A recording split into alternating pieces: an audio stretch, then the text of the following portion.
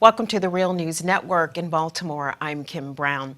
Donald Trump on Tuesday signed an order to undo Obama-era climate change regulations that his administration says is hobbling oil drillers and coal miners, a move environmentalists have called reckless and have vowed to take to court. But what if the cutting of regulations in the interest of fossil fuel companies is not only catastrophic for the environment, but also bad business? And is big oil misleading their shareholders as well as the public at large on future profits and returns? Our next guest makes that exact case. He is one of the researchers on a recent study titled Forecasting Failure: Why Investors Should Treat Oil Company Energy Forecasts with Caution, which was recently published by Greenpeace and Oil Change International. Joining us today from London, England, to discuss the report, we are speaking with Charlie Kronick. Charlie is the Senior Program Advisor for Greenpeace in the UK. He's also the global lead on finance and the oil industry investments. For the last decade, he has focused on energy and climate change related issues and on the risks to capital markets from investment in high carbon infrastructure. Charlie, welcome to the Real News. We're really glad that you could join us here today. Thank you very much. God, hearing that description, I feel tired already.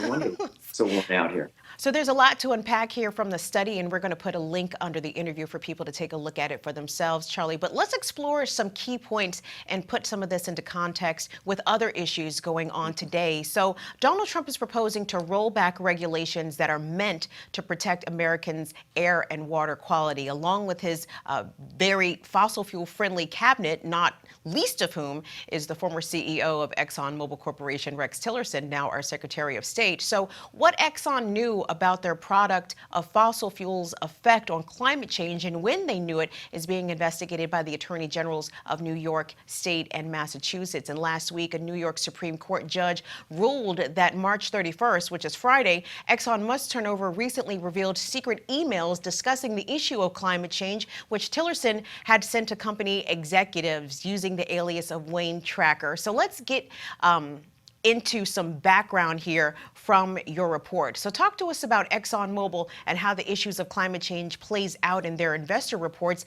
and how they analyze the future for their product.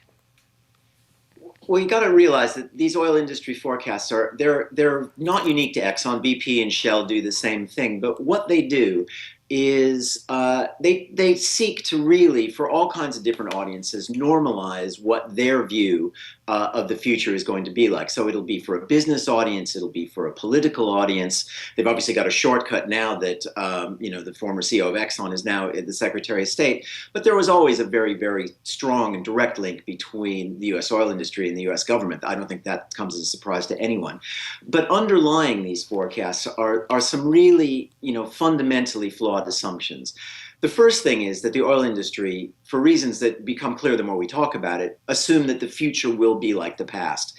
There has always been an increasing demand for oil. The price of oil will always go up, which means that more difficult and risky projects will always be profitable into the future.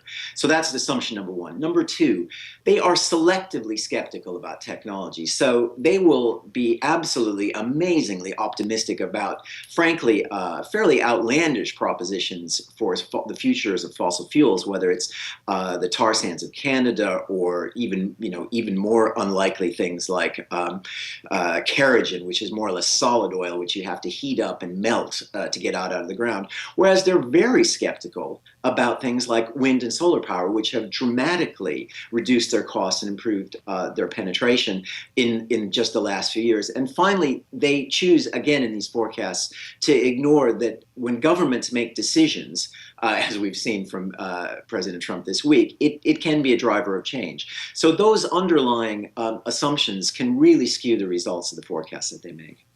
So let's look at a number, or rather your report looked at a number of large oil companies, including ExxonMobil, Shell, and BP, and their in-house energy forecasts used to justify investments in multi-decade high-cost projects from the Arctic to the tar sands. So talk about what was revealed in their own forecasting track records, such as predictions on the dropping cost of solar and wind renewable sources of technology. Well, it's quite remarkable. I mean, BP is probably the best example of this. Every year, starting back in 2011, BP projected that the growth of solar and renewables in general would be basically linear. It wouldn't grow particularly fast, and there would be no big changes in the rate at which that technology has grown. And every year, not only have they underestimated the growth quite dramatically, and this is shown pretty clearly in the report, but what's amazing is they always assume that whatever the growth was the year before, it then levels out and continues to then grow at that slow rate. And the thing that we know absolutely about new technologies is that they follow what's called, in the business, the S curve. So there's initially slow growth, then sometimes really dramatic, almost geometric growth, which is what we're getting in solar particularly, but wind as well. And eventually, some years or even decades down the line, they flatten out. BP has always assumed it never even got into the rapid growth stage, and they just sort of slowly but surely jack their assessment up a small amount each year.